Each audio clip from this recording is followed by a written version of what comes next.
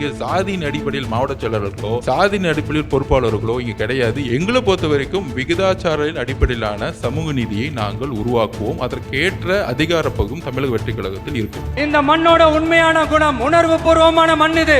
அழகு தரும் மூலிகைகள், ஆரோக்கியம் தரும் மருத்துவர்கள். Doctor Srivarma's. Let's go holidays. It's time to travel beyond the boundaries. JNN Institute of Engineering, Chennai. Join CSE, AINDS, Cyber Security, Real Estate Design, MBA and more. Counseling code 1126. கேரளாவோட வெற்றி என்ன அப்படின்னா, அங்க ஜாதியின் அடிப்படையில் வேட்பாளர்கள் கிடையாது. இன்னொன்னு கேஷ்வார் ஓட்டு கிடையாது. இந்த இடத்துல முஸ்லீம் போட்டா ஓட்டு விழும் அப்படின்னு சொல்றது தவறுன்னு நினைக்கிறோமோ, சாதியின் அடிப்படையில் இருக்கக்கூடிய வேட்பாளர்கள் இன்னைக்கு டிவி எல்லாம் பாத்தீங்கன்னா ரொம்ப சர்வசாதாரணமா இந்த இடத்துல இந்த கம்யூனிட்டி ஓட்டு போட்டாதாங்க ஜெயிப்பாங்க, இவருன்னு ஒரு சாதிய கட்டமைப்போட செயல்படுறாங்க பாத்தீங்களா. இதுதான் மிகப்பெரிய பேராபத்து எதிர்காலத்துல. மதச்சார்பின்மைக்காக உண்மையா ஒழிக்கிற குரல். வெறும் வந்துட்டு அவங்கள ஒரு அடையாளத்துக்காக மட்டும் அவங்கள டிவிக்கு வச்சிருக்குமா, அவங்களோட குரலை வந்துட்டு இங்க மதிக்கிறதுக்கு வாய்ப்பு இருக்கா அப்படிங்கறத என்னோட கேள்வி. கட்சியில யாரெல்லாம் என்ன கம்யூனிட்டில இருக்குன்னு என்னால உண்மையிலே சொல்றேன், என்னால எனக்கே தெரியாது. இது வரைக்கும் பெரும்பான்மை மக்கள் இடத்துல நிறைய மாவட்ட செயலர்கள் தலித் சகோதரர்களா இருக்கிறாங்க எங்க கட்சியில. இப்ப எங்களுடைய கட்சி தலைவர் ஒரு கேஸ்ட் நியூட்ரல், அவரை இந்த சமூகம் தான் அப்படின்னு சொல்லிட்டு நீங்க சொல்லவே முடியாது. முதல்ல ஒரு தலைவர் கேஸ்ட் நியூட்ரல் இருக்கணும். இங்க இருக்கக்கூடிய அரசியல் தலைவர்கள் அந்த ஒரு சாதிய கட்டமைப்பு கூட ஒரு அரசியல் உருவாக்க நினைக்கிறாங்க. தமிழக வெற்றி கழகம் அதை உடைத்தையும் அதுக்கான பணிகள் நாங்கள் செஞ்சுட்டு.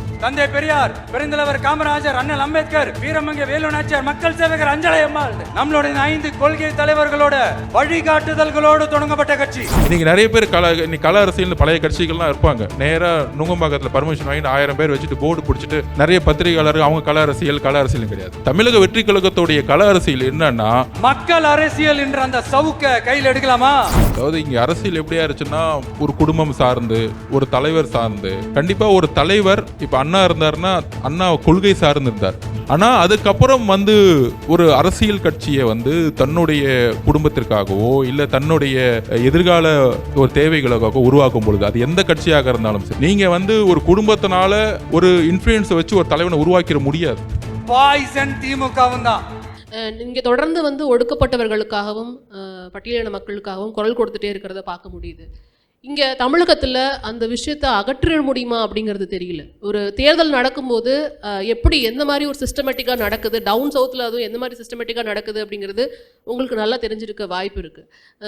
ஒரு சாதிய கட்டமைப்புக்குள்ள தான் அந்த அரசியலே இருக்கு அப்படிங்கிறத பார்க்க முடியுது. எல்லா அரசியல் தலைவர்களும் அதை தான் ஃபாலோ பண்ணிட்டு இருக்காங்க. அதுல இருந்து டிவிக்கு எப்படி வேறுபடும் நீங்க நினைக்கிறீங்க? முதல்ல அன்றைக்கு இருந்த ஒன்றிய அரசுக்கு எதிராக ஒரு மாநில கட்சியா வெற்றி பெற்றது திரு பெரியாரோட கொள்கையை உள்வாங்கிய திரு அண்ணாதுரை அவர்கள். அதே மாதிரி கம்யூனிஸ்ட் தோழர்கள் காங்கிரஸுக்கு எதிராக அன்னைக்கு வெற்றி பெற்றாங்க. இன்னைக்கு கம்யூனிஸ்ட் கட்சி அங்க கேரளாவோட வெற்றி என்ன அப்படின்னா, ஜாதியின் அடிப்படையில் வேட்பாளர்கள் கிடையாது. 2 விஷயம் சக்சஸ் பண்ணியிருக்காங்க. அங்க ஜாதியின் அடிப்படையில் வேட்பாளர்கள் கிடையாது. இன்னொன்னு கேஷ்வார் ஓட்டு கிடையாது. நீங்க கேரளாவில் போய் கேஷ் கொடுத்தீங்கன்னா அது ஒரு பெரிய அஃபென்சிவா இருக்கும். பணத்தால ஓட்டை வாங்க மாட்டாங்க. அப்படி ஒரு அரசியலை நம்பூதிரி பாடகர்கள் மூலம் உள்வாங்கி இன்னைக்கு ஒரு அரசியலை கேரளா பண்ணியிருக்கும் பொழுது, தமிழகம் பெரியார் அவருடைய கொள்கையுடைய ஃபவுண்டேஷன் என்னன்னா, மத பெரும்பான்மைவாதத்தை அவர் எதிர்த்தார். மதம் தான் ஜாதிய கட்டமைப்பு உருவாக்குது, ஜாதிய கட்டமைப்பை பெண்ணோட அடிமைத்தனத்தை உருவாக்குது. இங்கதான் கனெக்ட் ஆகிட்டே இருக்காரு. அங்க இருந்து அவர் திருப்பி அதனாலதான் கடவுளையே அவர் கொஸ்டின் கேட்கிறாரு. கடவுளை ஒரு கண்ணுக்கு தெரியாத கடவுளை வச்சு இந்த கட்டமைப்பை உருவாக்கிட்டேங்கிறதா அவருடைய பேசிக் பொருள். வேற அவ்வளவுதான். இந்த பொருள் எல்லாத்துக்கும் தெரியும். ஆனா இங்க கூடிய அரசியல் சூழ்நிலைகள் எப்படி உருவாச்சுன்னா, ஒரு காலத்துக்கு அப்புறம் மதத்தை கடுமையாக எதிர்த்து தேர்தல் அரசியலுக்கு நம்ம இப்ப பிஜேபி ஏன் ஏத்து நிக்கிறோம்னா, மதத்தின் அடிப்படையில் அவங்க அரசியல் செஞ்சு மதத்தின் அடிப்படையில் வேட்பாளர்களை போட்டு மதத்தின் அடிப்படையில் ஒரு நிர்வாகம் நடக்குங்கிறதா நம்மளுடைய கொஸ்டின். ஃபார் எக்ஸாம்பிள், ராமர் கோயிலை கட்டினாங்க, ஆனா இன்னைக்கு வரைக்கும் மசூதியை கட்டல. அப்போ அந்த முரண்பாடுகளுக்கு நம்ம குரல் கொடுக்கிறோம். ஆனால் மதத்தோட சேர்ந்த சாதிய அரசியல் இருக்கு பாத்தீங்களா, சாதியின் அடிப்படையில் எப்படி இப்போ இந்த இடத்துல முஸ்லீம் போட்டா ஓட்டு விழும் அப்படின்னு சொல்றது தவறுன்னு நினைக்கிறோமோ, சாதியின் அடிப்படையில் இருக்கக்கூடிய வேட்பாளர்கள் இன்னைக்கு டிவி எல்லாம் பாத்தீங்கன்னா ரொம்ப சர்வசாதாரணமா இந்த இடத்துல இந்த கம்யூனிட்டி ஓட்டு போட்டாதாங்க ஜெயிப்பாங்க, இவருன்னு ஒரு சாதிய கட்டமைப்போட செயல்படுறாங்க பாத்தீங்களா. இதுதான் மிகப்பெரிய பேராபத்து எதிர்காலத்துல. இதை அதை எப்படி உடைக்க போறீங்க அப்படிங்கிறது. அதை உடைக்கிறதுக்கு இப்ப நம்ம உருவாக்கக்கூடிய தமிழக வெற்றி கழகம், இப்ப எங்களுடைய கட்சி தலைவர் வந்து ஒரு கேஸ்ட் நியூட்ரல், அவரை வந்து இந்த சமூகம் தான் அப்படின்னு சொல்லிட்டு நீங்க சொல்லவே முடியாது. முதல்ல ஒரு தலைவர் கேஸ்ட் நியூட்ரல் இருக்கணும். கேஸ்ட் தலைவரோடு இருக்கக்கூடியவங்க எல்லாருமே வேட்பாளர்களாகட்டும், நாளைக்கு எம்எல்ஏ உருவாக்கட்டும், அந்த கேஸ்ட் நியூட்ரல் இல்லாத பொழுதுதான். இப்ப வேங்கவேல் பிரச்சனையை எடுத்துக்கோங்களேன். ஒரு பொலிட்டிக்கல் வில் இல்லாம இந்த பிரச்சனையை வந்து இத்தனை காலம் இழுத்துருக்க முடியுமா? அதை வந்து நீங்க தலித்துன்னு நீங்க பாக்குறதுனால தான் அந்த பிரச்சனைகள் ஹோல்ட் ஆகுது. இதே வேற இடத்துல நடந்திருந்தா ஹோல்ட் ஆயிருக்க முடியாது. அப்ப தேர்ந்தெடுக்கப்படக்கூடிய அந்த பிரதிநிதிகள் ஜாதிய கட்டமைப்போடு இருக்கிறதுனால அவங்களுக்கு என்ன ஒரு மனப்பான்மைனா, நம்ம வந்து பெரும்பான்மை சமூகத்தில் இருக்கவங்களோட நின்றுக்கலாம். ஆனா எங்களுடைய கால்குலேஷன், இன்றைக்கு மக்கள் சாதியின் அடிப்படையில் பெரும்பாலும் ஓட்டு போறது கிடையாது. இங்க இருக்கக்கூடிய அரசியல் தலைவர்கள் அந்த ஒரு சாதிய கட்டமைப்பு கூடிய ஒரு அரசியல் உருவாக்க நினைக்கிறாங்க. தமிழக வெற்றி கழகம் அதை உடைத்தையும் அதுக்கான பணிகள் நாங்கள் செஞ்சுட்டு இருக்கோம். நிறைய கட்சிகள், இப்போ திராவிட கட்சிகளை எடுத்துக்கிட்டோம் அப்படின்னா, ஒடுக்கப்பட்டவர்களும் பட்டியலின மக்களையும் வந்து ஒரு பொசிஷன்ல உட்கார வைக்கிறாங்க. ஆனா ஒரு பிம்பத்துக்காக மட்டும்தான் இருக்கிறாங்க, அவங்க பேரளவில் மட்டும்தான் அந்த இடத்துல இருக்கிறாங்க. இதை எப்படி டிவிகே வந்து கையாள போகுது? தன்னுடைய கட்சியில் இருக்கிற இந்த மாதிரியான பட்டியலின மக்கள் அவங்களுக்கு ஒரு பதவி கொடுத்து அவங்களோட ஒப்பீனியனை வந்துட்டு முன்னெடுக்கிறதுக்கான வாய்ப்பை வந்து டிவிகே வழங்குமா? அதான் சொல்கிறேன்ல, இப்போ எங்கள் கட்சியில் யாரெல்லாம் என்ன கம்யூனிட்டியில் இருக்குன்னு என்னால் வந்து உண்மையிலே சொல்கிறேன், என்னால் எனக்கே தெரியாது இது வரைக்கும். அந்த மாதிரி கட்சி தான் இப்போ வந்து உள்வாங்கிட்டு இருக்கோம், அந்த மாதிரி கட்சி தான் உருவாகிட்டு இருக்கோம். அந்த மாதிரி அரசியல் பயணத்தை தான் நோக்கணும்னு நினைக்கிறோம். அவங்களுக்கான வாய்ப்புகள் அந்த இடத்துல பறிபோகுது இல்ல? அதுதான் நான் சொல்ல வரேன். இங்க இருக்கக்கூடிய பெரும்பாலவர்கள் யாருன்னு நீங்க வந்து அலசி அறிஞ்சு பாத்தீங்கன்னாலே, நாங்க டிஃபரன்சஸ் பண்ணி பாக்குறதுல யார் என்னன்னு எங்களுக்கு தெரியாது. எல்லா சமூக மக்களும் இங்க இருக்கிறாங்க இந்த கட்சியில. நான் குறிப்பாக சொல்றேனே, ஒரு பெரும்பான்மை மக்கள் இடத்துல நிறைய மாவட்ட செயலர்கள் தலித் சகோதரர்களா இருக்கிறாங்க எங்க கட்சியில. இது வரைக்கும் மாவட்ட செயலர் மீட்டிங்ல ஒரு குரல் வந்ததே கிடையாது. அந்த இடத்துல இவர் வந்து இந்த சமூகத்தில் இருக்கவங்க பெரும்பான்மை சமூகத்துல தலித் சகோதரர்கள் மாவட்ட செயலர் இருக்கலாமா அப்படின்னு கேட்கும்போது அப்படி கிடையவே கிடையாது. எல்லோரும் சேர்ந்து ஒர்க் பண்றோம். மாவட்ட செயலராக அவர் வந்து தலைவர் அப்பாயின்மெண்ட் பண்ணியிருக்கிறாரு. எல்லோரும் ஒரு குறிக்கோளை நோக்கி போறோம். ஸோ தமிழக வெற்றி கழகத்துல வந்து மித்தவங்க பரப்புரை செய்யற மாதிரி இங்க சாதியின் அடிப்படையில் மாவட்ட செயலர்களோ சாதியின் அடிப்படையில் பொறுப்பாளர்களோ இங்க கிடையாது. எங்களுக்கே நாங்க வந்து இவங்க யாருன்னு இது வரைக்கும் நாங்க வந்து உள்வாங்கல. அப்படியான ஒரு அரசியலை உருவாக்குனது எப்படி மதத்தை எதிர்த்தோமோ அதே மாதிரி சாதியும் எதிர்க்கணுங்கிறது தான் எங்களுடைய குறிக்கோள். வெறும் வந்துட்டு அவங்கள ஒரு அடையாளத்துக்காக மட்டும் அவங்கள டிவிக்கு வச்சிருக்குமா? அவங்களோட குரலை வந்துட்டு இங்க மதிக்கிறதுக்கு வாய்ப்பு இருக்கா அப்படிங்கறது தான் என்னோட கேள்வி. நாங்க எப்பயுமே வந்து சொல்லுவோம், பெரியார் அவர்கள் வலியுறுத்திய விகிதாச்சார சமூக நீதி. இன்னைக்கு வரைக்கும் கேஸ்ட் ரிசர்வேஷனை ஏன் தமிழக அரசு நடத்தலுங்கிற கொஸ்டின் நாங்க கேட்டுக்கிட்டே இருக்கிறோம். அந்த கொஸ்டின் நீங்க திமுக பார்த்து கேட்கணும். என்னைக்கு ஃபர்ஸ்ட் அமெண்ட்மெண்ட்டை வந்து பெரியார் அவர்களாலும் அண்ணா அவர்களாலும் உருவாக்கப்பட்ட சமூக நீதி கட்சி இன்றைக்கு ஒரு கேஸ்ட் சர்வே எடுக்கிறதுக்கு 69% வந்து ஜெயலலிதா மேடம் வந்து உள்வாங்கி அதை வந்து அட்டவணையில் கொண்டு வந்து இன்னைக்கு எந்த மக்கள் தொகையின் அடிப்படையில் இது வந்து ரிசர்வேஷன் போதுன்னு வந்து இன்றைக்கு வந்து ராகுல் காந்தி அவர்கள் வந்து எடுக்கிறாங்க, தெலுங்கானாவில் எடுத்துட்டு இருக்காங்க, ஹைதராபாத்லையும் மம்தா பானர்ஜி டிக்ளேர் பண்ணியிருக்காங்க. ஆனால் இன்னைக்கு வரைக்கும் கேஸ்ட் சர்வே வந்து அதை எடுக்க மாட்டேங்கிறாங்க. எங்களை பொறுத்த வரைக்கும் விகிதாச்சாரின் அடிப்படையிலான சமூக நீதியை நாங்கள் உருவாக்குவோம். அதற்கேற்ற அதிகார பகுதியும் தமிழக வெற்றி கழகத்தில் இருக்கும். ஏதாவது இருந்ததுன்னா கேட்கலாம். Greeting sir. இப்போ சொல்லுவாங்கல்ல, a chain is as strong as its weakest link. So அந்த செயின் வந்துட்டு எவ்வளோ ஸ்ட்ராங்னா அந்த வீக்கஸ்ட் லிங்க் எவ்வளோ ஸ்ட்ராங்கோ அவ்வளோதான். வீக்கஸ்ட் லிங்க் பிரேக் ஆச்சுன்னா செயின் பிரேக் ஆகிடும். இந்த மாதிரியான கேசஸ் லைக் ரிதன்யாவுடைய டவுரி டெத் கேஸ், அஜித் குமாரோடைய கஸ்டோடியல் டெத் கேஸ், இந்த எல்லாத்தையுமே நான் ஒரு வீக் லிங்காக தான் பார்க்குறேன். இந்தியா வந்து பல துறைகளில் பல சாதனைகள் புரிந்திருந்தாலும் இந்த மாதிரியான grave violation of human rights has always been a downside of India. இதை பற்றின உங்களுடைய கருத்து என்ன சார்? இல்லை, அதுதான் நான் சொன்னேன்ல, இது ப்ராப்ளம் வந்து சட்டங்கள் நம்மக்கிட்ட இருக்குது, இம்ப்ளிமெண்டேஷன் தான் ஃபெயிலியர். இந்த இம்ப்ளிமெண்டேஷன் ஃபெயிலியருக்கு வந்து இன்றைக்கெலாம் வந்து அந்த காலத்தில் பார்த்திங்கன்னா ஒரே ஒரு பேப்பர் இருக்கும், மேகசின்ஸ் இருக்கும், அவ்வளோதான் இருக்கும், ஒரு டிவி சேனல்ஸ் இருக்கும்.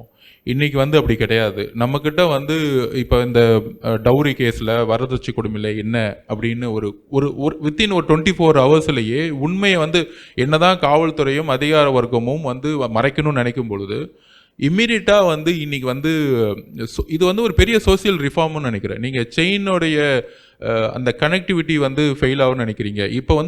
இப்போ வந்து ரொம்ப ஸ்ட்ராங்காக இருக்குன்னு நான் ஃபீல் பண்ணுறேன். பத்திரிகையோடு இன்றைக்கி வந்து சமூக வலைத்தளம்ங்கிறது ஒரு பெரிய வெப்பன். அதாவது அண்ணா இன்றைக்கி நிறைய பேத்துக்கு புரியல, கள அரசியலுக்கு வாங்க அப்படிங்கிறாங்க. இன்றைக்கி கள அரசியலே வேறு. அன்னைக்கு வந்து காங்கிரஸ் வந்து அண்ணாவை பார்த்து கொஸ்டின் கேட்டார், என்னங்க எல்லாம் வந்து கூத்தாடிங்களையும் சினிமாக்காரங்களையும் கட்சியில் வச்சுக்கிட்டு நீங்கள் வந்து அரசியல் கட்சி நடத்துறீங்க அப்படின்னு கேட்டாங்க. அப்போ வந்து ஒரு சமூகம் வந்து ஒரு டிரான்ஸ்மிஷன் ஆகுது, அது புரியல. அன்னைக்கு இருந்த காங்கிரஸ் தலைவராக இருந்த பக்தவச்சலத்துக்குலாம் புரியல என்ன மாதிரி பிரச்சாரம் பண்ணணும், என்ன மாதிரி உருவாக்கணும், நம்மளுடைய கருத்துக்களை எப்படி கொண்டு போகணும்னா. அன்னைக்கு இருக்க இந்த ஒரே மெசேஜ் என்னன்னா, மக்கள் சினிமா வந்து வெறும் என்டர்டெயின்மெண்ட்டாக பார்க்கல, மக்கள் வந்து கருத்துக்களாக பார்க்குறாங்க. தன்னுடைய பிரச்சனைகளே அவங்க வந்து திரையில் பார்த்தாங்க. அப்போ தான் எம்ஜிஆர் அவர்களும் மித்த பல்வேறு கலைஞர்களும் திராவிட கருத்துக்களை கொண்டு போய் சேர்த்தாங்க. அந்த கருத்துக்கள் தான் அரசியல் எழுச்சியாக மாறுச்சு. அந்த மாதிரி இன்னைக்கு இருக்கக்கூடிய பிரச்சாரத்தோட வலிமை என்னன்னா, ஒரு பெரிய பத்திரிகை நிறுவனத்தில் நீங்கள் வந்து ஒரு ஒரு பத்திரிகையாளராக இருக்கணும் அவசியம் இல்லை. இன்றைக்கி பத்திரிகையாளர்கள் வந்து ஒவ்வொரு இடத்துலையும் வந்து பைண்ட் ஆகிருக்கலாம். ஆனால் இன்றைக்கி சமூகத்தில் இருக்கவங்க ஒரு ஒரு ஒரு பிளாட்ஃபார்ம் உங்களுக்கு வந்துருச்சு. கூகுளில் படிக்கிறீங்க, பத்திரிகையில் படிக்கிறீங்க, உண்மையை தெரிஞ்ச பிறகு நீங்கள் அதை எழுதுறீங்க உங்கள் பிளாக்ல. ஒரு சாதாரண பிளாக் வந்து மிகப்பெரிய 60 வருஷம் 30 வருஷம் ஒரு எழுத்தாளர்கள் எழுதாததை இன்னைக்கு 20 வயசு 25 வயசில் எழுத ஆரம்பிச்சிட்டாங்க. பார்த்தீங்களா?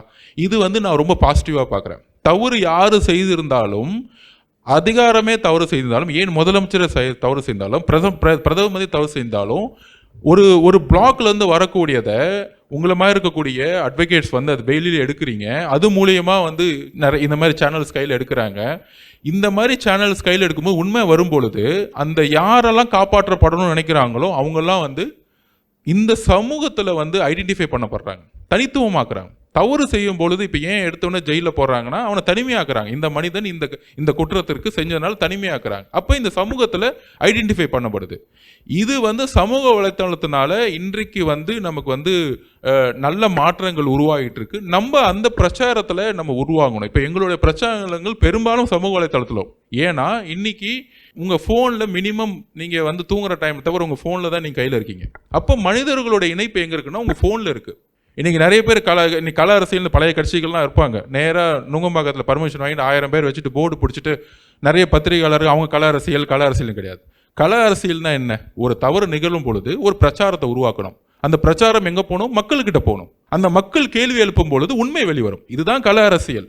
1000 பேர்த்தோட முடிகிறது கிடையாது. தமிழக வெற்றி கழகத்துடைய கல அரசியல் என்னன்னா, ஒட்டுமொத்தமாக மனிதர்களோட இணைந்திருக்கக்கூடிய உங்கள் மொபைல் மூலயமா உங்களுடைய உணர்வுகளோட கலந்து பிரச்சனைகளை மக்கள்கிட்ட கொண்டு போய் இந்த மாதிரி எந்த விதம் வரதட்சணை பிரச்சனையாகட்டும், இன்னைக்கு இருக்க அஜித்குமார் அவரோட பிரச்சனையாகட்டும், இம்மீடியட்டாக கொண்டு போய் இதை ஒரு எழுச்சியை உருவாக்கும் பொழுது தான் கடைசியில் முதலமைச்சரே சாரின்னு கேட்குற அளவுக்கு வருது. இல்லைன்னா ஒரு முதலமைச்சர் சாரி சொல்றதுக்கு எப்பொழுதும் இடம் இருக்காது. முதலமைச்சர் சாரி சொல்லிட்டாருன்னா ஒட்டுமொத்தமான நிர்வாக தோல்வின்னு அர்த்தம். ஒரு முதலமைச்சர் வாயிலிருந்து ஒரு சாரிங்கிறது எங்கிருந்து வரும்? நிர்வாகத்தோட தோல்வி. இவ்வளோ பெரிய மெக்கானிசம் இருந்து ஏன் அவர் தோல்வி அடைகிறாருன்னா, வெளிப்படைமை தன்மை இல்லை, ஈக்குவாலிட்டிங்கிற ஒரு எண்ணம் கொண்ட நிர்வாக கட்டமைப்பு இல்லை. It's about political accountability. இப்போது கட்சி இருந்து வர சட்டசபை உறுப்பினராக இருக்கட்டும், பாராளுமன்ற உறுப்பினராக இருக்கட்டும், அவங்க வந்து இப்போது நான் என்ன அப்சர்வ் பண்ண பார்க்குறேன்னா, அவங்க கட்சிக்கு ரொம்ப விசுவாசத்துவத்தை வந்து முக்கியத்துவப்படுத்துகிற மாதிரி நான் வந்து அப்சர்வ் பண்ணுறேன். ஓட்டு போட்ட மக்களுக்கு முக்கியத்துவம் தரதை விட அவங்க கட்டமைக்கப்பட்ட கட்சிக்கு முக்கியத்துவம் தரதை வந்து நான் வந்து ஒரு தவறுதலாக பார்க்குறேன். ஆனால் இப்போ இருக்க அரசியல் சூழ்நிலை அது நாங்கள் நிகழ்ந்துக்கிட்டு தான் இருக்குது. இது நீங்கள் எப்படி தவிர்க்கலாம்னு நினைக்கிறீங்க? உதாரணத்துக்கு வந்து ஐஸ்லாண்டில் வந்து ஒரு அரசாங்க அதிகாரி, பெண் அதிகாரியை வந்து தவறுச்சுன்னு சொன்னேன். அந்த நாட்டில் இருக்க 4,70,000 பெண்களுமே போராட்டத்தில் இறங்குனாங்க. ஆனால் இங்கே ஒரு அரசியல் அதிகாரி தப்பு பண்ணாங்கன்னா அந்த கட்சிக்காரிலே அவங்கள டிஃபெண்ட் பண்ண முன் வராங்க. அப்போ அவங்க மக்களுக்கு விசுவாசத்தை காட்டோட கட்சிக்கு விசுவாசம் அதிகமாக காமிக்கிறாங்க.